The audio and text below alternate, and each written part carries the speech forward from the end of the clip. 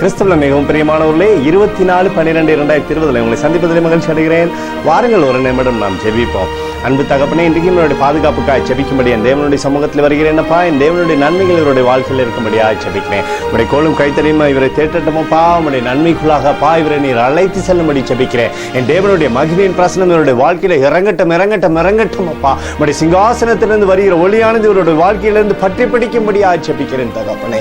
இயேசு கிறிஸ்து சிந்தின பரிசுத்த ரத்தத்தை இவர் மீதும் ஒரு குடும்பத்தின் மீதும் ஒரு செய்கிற சகல காரியத்தின் மீது பூசுகிறேன். ஆகவே இந்த நாள் முழுவதும் விடுதலையும் நன்மையும் ஆசீர்வாதம் இவருடைய வாழ்க்கையிலே இருக்க போவதற்காக நன்றி அப்பா.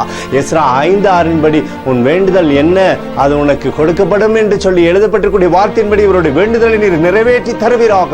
இவருடைய தேவைகள் எல்லாம் சந்தித்து தாங்கப்பா.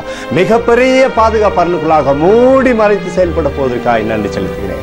இயேசுவின் நாமத்தில் புகழ் ஜெபிக்கிறேன் நல்ல பிதாவே, ஆமேன். பிரியமான ஜெப பங்காளரே, ஆண்டவர் நம்மளுடைய ஜெபத்தை கேட்டிருக்கிறார். ஒரு நிமிடம் நாம் இந்திய தேசத்திற்காக ஜெபிப்போம்.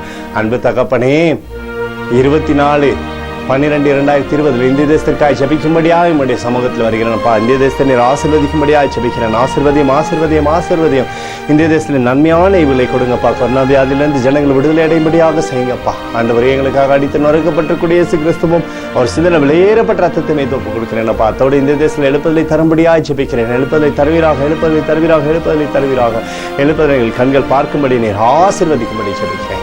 நேற்று மீண்டும் என்று மாறாதவராகி இயேசுவின் நாமத்தில் உங்களோடு ஜெபிக்கிறேன் நல்ல பிதாவே, ஆமேன்.